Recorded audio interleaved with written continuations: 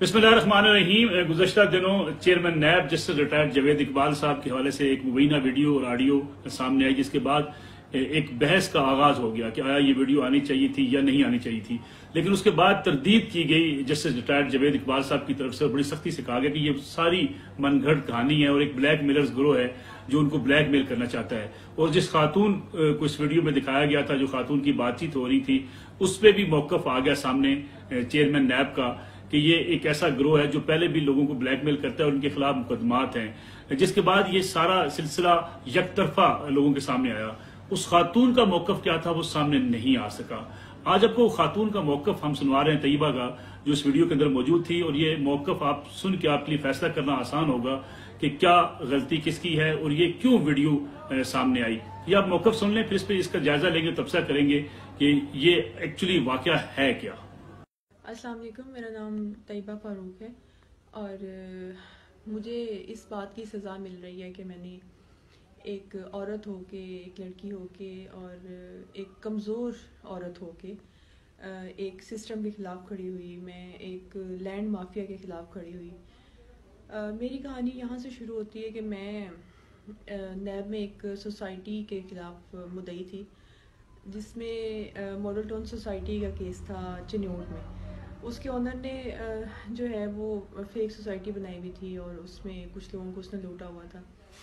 जब मेरे हस्बैंड ने उसमें प्लॉट्स लिए, बाद में पता चला वो फेक सोसाइटी है। उसका मैंने उसकी मतलब उसने सारे फैक्ट्रीज़ पे बहुत सारी FIRs करवाई, बहुत सारा जुल्म किया।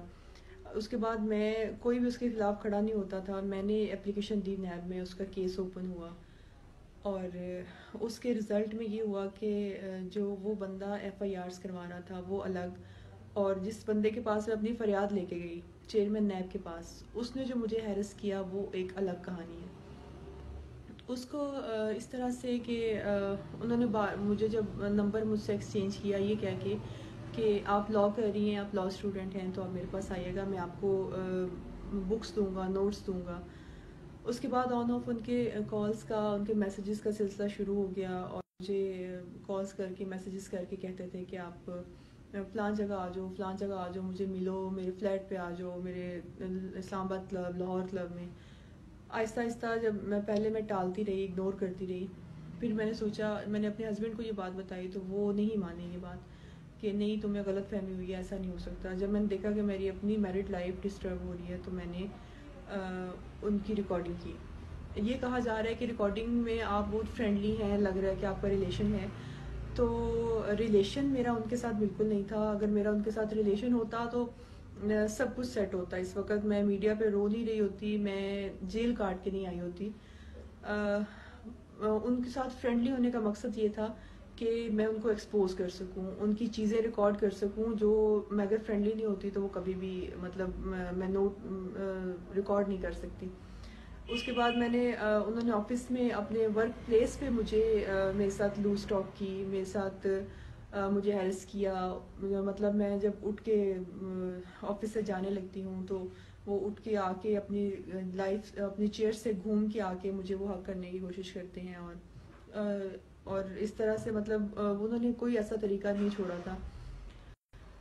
उसके बाद ये हुआ कि एक दिन मेरी उनसे लड़ाई हो गई। लड़ाई की वजह ये हुई कि मुझे वो एज़ यूजुअल बुला रहे थे मिलने के लिए और मैंने उनसे कहा कि आई एम सॉरी, मैं नहीं आ सकती हूँ और आपको इस बात की समझ नहीं आती है कि मैं एक मैरिड औरत हूँ और मैं अपनी लिमिट्स को जानती हूँ, तो आप भी ये चीज़ समझिए कि आपका स्टेटस क्या है।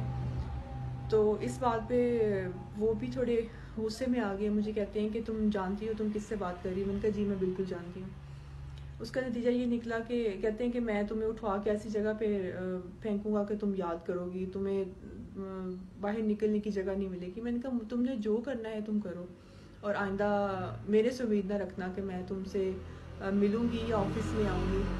और उसके नेक्स्ट डे ही जो है हमारे ऊपर एक नैब का झूठा केस बना दिया जाता है। मीडिया पे कहा जा रहा है जी एक ग्रोह है, ये गैंग है। गैंग है तो किधर है गैंग? भाई सिर्फ मियाँ बीवी का एक गैंग है। और जो है मॉडल टाउन सोसाइटी के जो ऑनर है उसको बहुत तकलीफ़ हो रही है। उसने प्रेस कॉन्फ्रेंस की, उसकी क्या दुख बनती कि अगर वो गिल्टी नहीं है, उसको प्रॉब्लम नहीं है, तो उसने ये नहीं बताया कि हमारे ऊपर कितनी FIRs उसने करवाई हैं। اور ایف آئی آرس کی جہاں تک بات ہے تو وہ بھی میں آپ کو بتاتی ہوں. اس کے بعد مجھے اریسٹ کیا گیا ہے. مجھے میرے ہسبینڈ کو لاہور لے جایا گیا اسلام آباد سے. وہاں پہ جا کر تلاشی لی گئی, میرا دوپٹہ کھینچا گیا اور کہا گیا کہ اس کی تلاشی لو. اور اس وقت کوئی لیڈی کانسٹیبل نہیں تھی, سارے مرد تھے وہاں پہ, جس میں میرا آئیو جو تھا میرے کیس کا, عمران شکیل, اصغر, کوئی گجر تھا, اور باقی لوگوں کے میں نام نہیں جانتی. یہ اس لیے جانتی ہوں کہ ان سے تھوڑا انٹریکشن رہا ہے, یہ آن آف آتے جاتے رہے ہیں میرے پاس, تو مجھے ان کے نام پتہ ہے. جیل میں بھی میرے پاس انویسٹیگیشن کے لیے آتے رہے ہیں.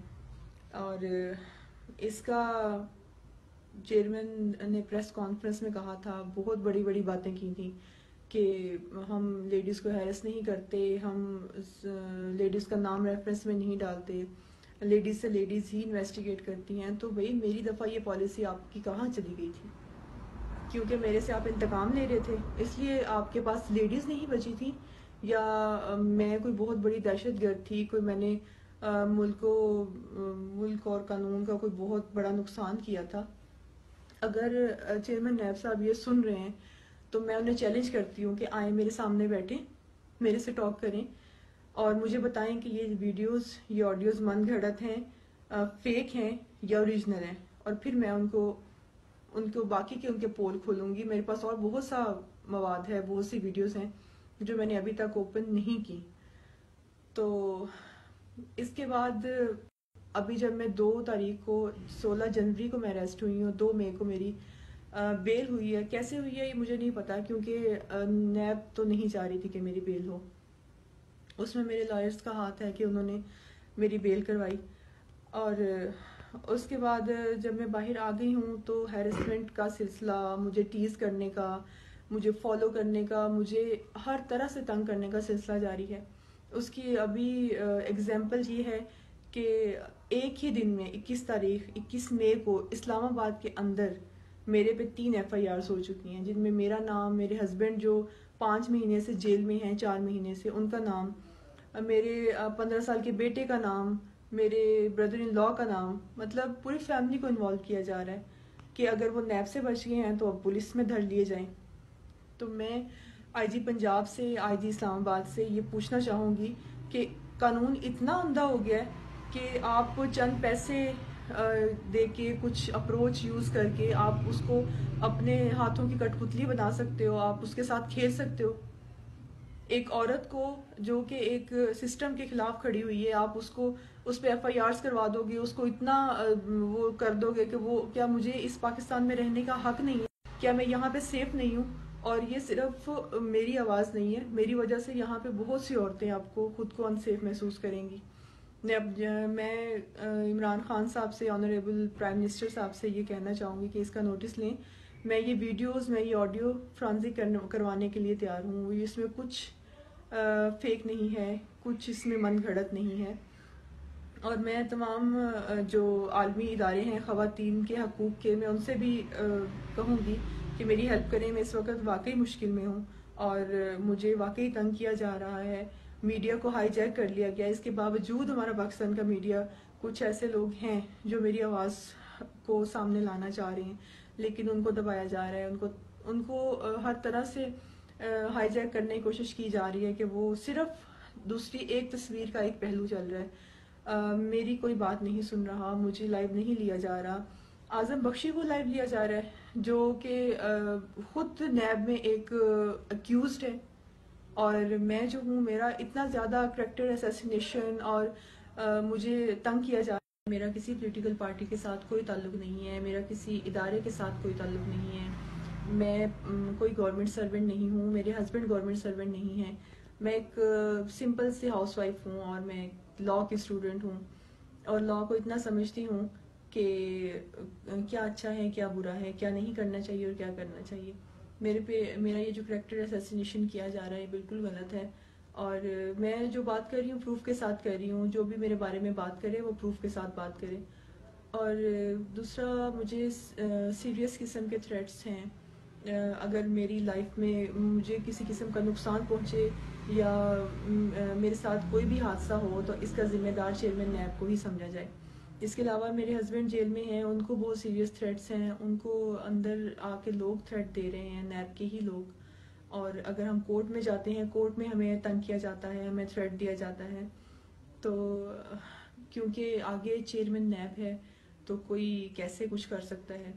تو لیکن میں ایک عورت ہو کے، ایک اس کے الفاظ میں کمزور عورت ہو کے اس کے سامنے کھڑی ہوں، اور میں اس کو یہ بتا دینا چاہتی ہوں کہ میں بالکل بھی پبلک پراپرٹی نہیں ہوں. اور اس جیسا کوئی اور بھی ہے تو اس کو بھی یہ میسج جائے کہ کوئی بھی عورت پبلک پراپرٹی نہیں ہے. اس کی مرضی، اس کی رضا کے خلاف کوئی اس کو ہاتھ بھی نہیں لگا سکتا. اور جو میں اگر اس کے ساتھ ایسے فرینڈلی ویڈیوز کی ہیں تو اس کو ایکسپوز کرنے کے لیے کی ہیں، اور اس کا کریکٹر سامنے لانے کے لیے. مجھے نہیں پتا کہ یہ کیسا ٹائم تھا، یہ کیسی کروشل سٹیج ہے پولیٹیکلی دیکھا جائے، ملک کے حالات میں دیکھا جائے تو یہ کیا چل رہا ہے، مجھے کچھ پتہ نہیں ہے، کیونکہ میں اپنی پرابلمس میں، اپنے مصیبتوں میں گھری ہوئی ہوں اور مشکلات میں پھنسی ہوئی ہوں، اور میرا اس سے کوئی لینا دینا نہیں ہے. یہ میں بس انصاف چاہتی ہوں، جسٹس چاہتی ہوں، اور مجھے امید ہے کہ مجھے ملے گا انشاءاللہ تعالی. جی ناظرین، یہ اس خاتون کا موقف ہے جو آپ نے دیکھا کہ اس نے اپنے موقف کا اظہار کیا، کیونکہ اس وقت سوشل میڈیا پر یا اس وقت پاکستان کے میڈیا پر اس خاتون کا موقف موجود نہیں ہے. یک طرفہ موقف تو موجود ہے کہ جو نگیٹ کیا گیا سارے اس مبینہ آڈیو اور ویڈیو کو، لیکن یہ خاتون کا موقف سامنے لانے کی ایک وجہ یہ ہے کہ تاکہ آسانی ہو سکے کہ اس میں قصور کس کا کتنا ہے. اور میں سمجھتا ہوں کہ ایک انکوائری کمیٹی بننی چاہیے، ایک انکوائری کمیٹی بن کے اس کی تحقیقات ہونی چاہیے. اور یہ بات بھی اپنی جگہ پہ درست ہے کہ کسی بھی شخص کا ذاتی فعل ہو سکتا ہے، ذاتی کنڈکٹ ہو سکتا ہے، اور ذاتیات کے حوالے سے کوئی ویڈیو یا آڈیوز ان کو نہ میڈیا پہ آنا چاہیے، نہ سوشل میڈیا پہ آنا چاہیے. اور میں اس موقف کا حامی ہوں، اور ہم یہ سمجھتے ہیں کہ اس قسم کے واقعات نہیں ہونے چاہیے، نہ ہی کسی کی ذاتی زندگی کے اندر کسی میڈیا کو بھی یہ اجازت ہونی چاہیے کہ وہ گھس کے ان کے حوالے سے ایسی ویڈیوز بنائے یا ایسی ویڈیوز سامنے لے کے آئے. لیکن ایک شخص ایسا جو ایک بڑے اہم عہدے پر فائز ہے، ان کے اوپر بڑی بھاری ذمہ داری ہے، جیسے جاوید اقبال چیئرمین نیب ہیں، اور خاص طور پہ جس خاتون کے ساتھ ان کی ویڈیو سامنے آئی ہے، مبینہ ویڈیو، جس قسم کی وہ بات چیت کر رہے ہیں، اس خاتون کے کیسز، ان کے خاوند کے کیسز نیب کے پاس ہیں. اس لیے زیادہ ذمہ داری ہوتی ہے ایسے ادارے کے سربراہ کے اوپر کہ وہ کہیں بھی لوز ٹاک نہ کریں، کوئی ایسی بات نہ کریں جس سے یہ موقع ملتا ہو کہ یہ کہا جا سکے یہ ہیرسمنٹ کے زمرے میں آتی ہے. یہ بڑی ویڈیو جو ہے موقف طیبہ کا آپ کے سامنے آیا، جس سے آپ کو آئیڈیا ہو سکے گا کہ طیبہ نے آخر یہ کیا کیوں. اور اگر طیبہ کا اتنا سنگین الزام ہے کہ اس نے یہ ویڈیو اس لیے بنائی کہ وہ اپنے اوپر ہونے والے مظالم کے نتیجے میں یہ واضح کرنا چاہتی تھی کہ جو شخص اس وقت حکومتی عہدے پر فائز ہیں وہ ان کو بلیک میل کر رہے ہیں، تو میں سمجھتا ہوں یہ اب اس بات کا تقاضا کرتا ہے کہ اب ایک تحقیقات بھی ہوں، اور تاکہ اس تحقیقات کے نتیجے میں اس نتیجے پر پہنچا جا سکے کہ قصور ہے کس کا. کیونکہ اگر یہ ویڈیو واقعی جان بوجھ کر بنائی گئی، بلیک میل کرنے کے لیے بنائی گئی چیئرمین نیب کو، تب اس کے خلاف کارروائی ہونی چاہیے تاکہ آئندہ اس قسم کے کوئی بھی جرت نہ کرے کہ کسی بڑے ادارے کے سربراہ کو ایسے بلیک میل کرے. لیکن اگر دوسری طرف خاتون سچی ہے، ان کے خاندان کے ساتھ یا اس کے ساتھ مظالم ڈھائے گئے ہیں، اور جو اس کا موقف ہے اس کو سامنے نہیں لایا جا رہا، اس کو تحقیقات کا حصہ نہیں بنایا جا رہا، تو میں سمجھتا ہوں یہ بھی انصاف کے تقاضوں کے خلاف ہے. کوئی ایسی اعلیٰ سطحی کمیٹی بننی چاہیے، پارلیمانی کمیٹی کے ساتھ ساتھ تحقیقاتی ایک کمیٹی بننی چاہیے جو سپریم کورٹ جس کو لک آفٹر کرے، تاکہ یہ چیز واضح ہو سکے کہ اس میں قصور کس کا ہے. کیونکہ اب یہ چیز سوشل میڈیا پہ اتنی پھیل چکی ہے کہ اگر چیئرمین نیب بھی چاہیں تو اس کو شاید روک نہیں سکتے. جو پہلی والی ویڈیوز ان کی منظر عام پر آئی تھی وہ بہت زیادہ پھیل گئی، ہر شخص کے پاس وہ ویڈیو پہنچی. اس کے بعد اس خاتون کا موقف کہیں نہیں تھا، وہ موقف ہم آپ کے سامنے لے آئے، تو آپ کو بھی اندازہ کرنا آسان ہوگا کہ کس کا قصور ہے. اور میں سمجھتا ہوں حکومتی اداروں کے لیے بھی اس خاتون کو بلا کے مکمل تحقیقات کرنی چاہیے تاکہ دودھ کا دودھ اور پانی کا پانی ہو سکے.